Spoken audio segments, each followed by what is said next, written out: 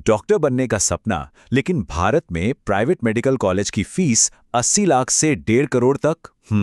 अगर इतनी बड़ी रकम एक दीवार बन रही है, तो क्या कोई और दरवाजा भी है? तो आज हम एक ऐसे ही रास्ते को खंगाल रहे हैं, आर्मेनिया में एमबीबीएस। चलिए इस पूरी बात को परत दर परत समझते हैं।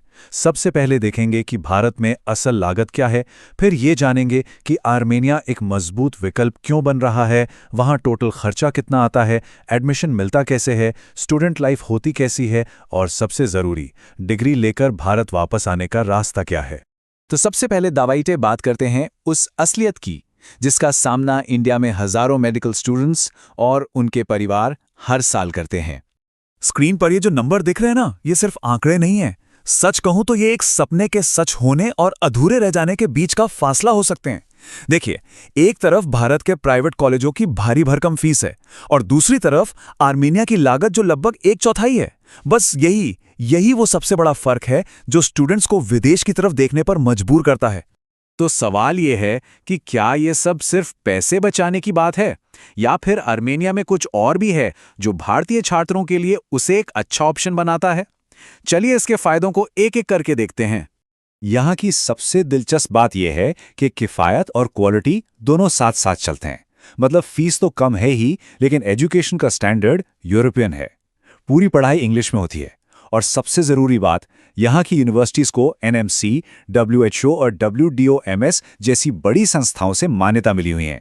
इसका मतलब साफ है कि यहाँ से मिली डिग्री की वैल्यू दुनिया भर में है। और जैसा कि एवी ग्लोबल ओवरसीज एजुकेशन ने भी कहा है, ये जो किफ़ायत और क्वालिटी का कॉम्बिनेशन है ना, यही आर्मेनिया को कई भारतीय परिवारों के लिए एक प्रैक्टिकल और पहुंच में आने वाला विकल्प बना देता है। ठीक है, तो अब जरा इन खर्चों को और बारीकी से समझते हैं, क्योंकि कोई भी बड़ा फैसला लेने से पहले पूरी फाइनेंशियल पिक्चर एकदम साफ होनी चाहिए, है ना? देखिए, सबसे बड़ा खर्चा होता है ट्यूशन फीस का, जो वहां सालाना 3,500 से लेकर $6,500 तक पड़ती है। अब इसकी तुलना भारत के किसी भी प्राइवेट कॉलेज की सालाना 15 से 25 लाख की फीस से करें, फर्क अपने आप साफ हो जाता है। फीस तो हो गई, पर रहने खाने का क्या? तो आर्मेनिया में महीने का खर्च करीबन 15 से 25 हज़ार रुपये आता है, जिसमें हॉस्टल, खाना पीना, लोकल ट्रैवल सब आ जाता है। सच तो यह है कि यह भारत के किसी भी बड़े शहर में रहने के खर्च के बराबर या शायद उससे कम ही है। ये चार्ट पूरे 6 साल के खर्च का ब्रेकडाउन दिखाता है। जैसा कि हम देख सकते हैं, लगभग 65% पैसा तो सीधे ट्यूशन फीस में जाता है, और बाकी 35% पे रहना, खाना, आना जाना और दूसरे छोटे मोटे खर्च शामिल हैं। तो कुल मिलाकर फाइनेंशियल मामला तो काफी हद तक संभालने लायक लगता है, लेकिन पैसे के अलावा और क्या चाहिए? चलिए बात करते हैं एलिजिबिलिटी की और देखते हैं कि वहां कौन सी टॉप यूनिवर्सिटीज हैं जहां एडमिशन लिया जा सकता है। अच्छा, तो एडमिशन की शर्तें काफी सीधी साधी हैं। 12वीं में पीसीबी में अच्छे नंबर, उम्र कम से कम 17 साल, और हाँ, सबसे जरूरी शर्त, नीट क्वालिफाई करना ही होगा। ये तो बिल्कुल अनिवार्य है। इसके बिना बाहर से ली गई मेडिकल डिग्री भारत में किसी काम की नहीं। एक राहत की बात यह है कि आईएलटीएस या टोएफल जैसे इंग्लिश टेस्ट का कोई झंझट नहीं है। यहाँ कुछ टॉप एनएमसी अप्रूव्ड यूनिवर्सिटीज की लिस्ट है। इनमें येरेवन स्टेट मेडिकल यूनिवर्सिटी सबसे पुरानी और सबसे जानी मानी है, तो जाहिर है उसकी फीस भी थोड़ी ज्यादा है। वहीं बाकी यूनिवर्सिटीज ज्यादा बजट फ्रेंडली ऑप्शंस देती हैं। तो यूनिवर्सिटी चुनते वक्त बजट और रैंकिंग दोनों को देखना समझदारी होगी। एडमिशन का प्रोसेस भी काफी सिस्टमैटिक होता है। सही यूनिवर्सिटी चुनने से लेकर डॉक्यूमेंट्स जमा करने, फीस भरने, वीजा लगवाने और आखिर में आर्मेनिया पहुंचने तक हर स्टेप पर एजुकेशनल कंसल्टेंट्स आपकी मदद करते हैं। चलिए अब जरा किताबों और लेक्चर से बाहर निकलकर देखते हैं कि आर्मेनिया में एक इंडियन स्टूडेंट की असल जिंदगी होती कैसी है। ये जानना भी तो उतना ही जरूरी है। देखिए, येरेवन में जो इंडियन एम्बेसी है, वो भी ये सलाह देती है कि सबसे पहली तैयारी मौसम की करनी होगी। आर्मेनिया एक ठंडा देश है, सर्दियों में तो तापमान माइनस में चला जाता है। इसके अलावा एक नए देश में वहाँ के खाने पीने और कल्चर के साथ एडजस्ट करना भी स्टूडेंट लाइफ का एक बहुत बड़ा हिस्सा है। तो कोई भी फैसला लेने से पहले तस्वीर के दोनों पहलू देखने बहुत जरूरी हैं।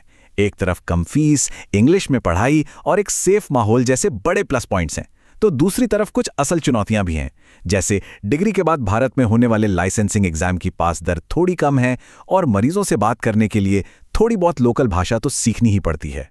इन चुनौतियों के लिए पहले से तैयार रहना बेहद जरूरी है। 6 साल की मेहनत के बाद डिग्री हाथ में आना सफर का अंत नहीं है, बल्कि एक नई शुरुआत है। असली परीक्षा तो अब होनी है, भारत लौटकर प्रैक्टिस करने का लाइसेंस हासिल करना। और यही है वो सबसे बड़ा पड़ाव जिसे नेक्स्ट या एफएमजी एग्जाम कहते हैं। सीधी सी बात है, आर्मेनिया से मिली एमबीबीएस की डिग्री को भारत में मान्यता तभी मिलेगी जब इस एग्जाम को पास कर लिया जाए। और ये कोई छोटा मोटा टेस्ट नहीं है, बल्कि एक पूरा लाइसेंसिंग एग्जाम है। और हाँ, आंकड़े बताते हैं कि ये एक बड़ी चुनौती है। आर्मेनिया से आने वाले छात्रों की एवरेज पास रेट लगभग 20 से 25% रही है। लेकिन जो स्टूडेंट्स कोर्स के दौरान ही इस एग्जाम को दिमाग में रखकर तैयारी करते हैं, उनकी सफलता की दर बढ़कर 35% तक हो जाती है। इसका मतलब साफ है, सिर्फ यूनिवर्सिटी की पढ़ाई काफ़ी नहीं होगी, नेक्स्ट की तैयारी तो पहले दिन से ही शुरू करनी होगी। तो दिन के आखिर में ये फैसला सिर्फ हिसाब किताब का नहीं है, ये तो साफ है कि आर्मेनिया डॉक्टर बनने के सपने को थोड़ा आसान, थोड़ा किफ़ायती बनाता है। लेकिन ये रास्ता मेहनत मांगता है, दूर की सोच और सही प्लानिंग मांगता है। तो असली सवाल ये नहीं है कि क्या आर्मेनिया एक अच्छा विकल्प है। असली सवाल तो ये है कि जो भी इस रास्ते पर चलेगा, क्या वो इस सफ़र की हर एक चुनौती के लिए दिल से तैयार हैं।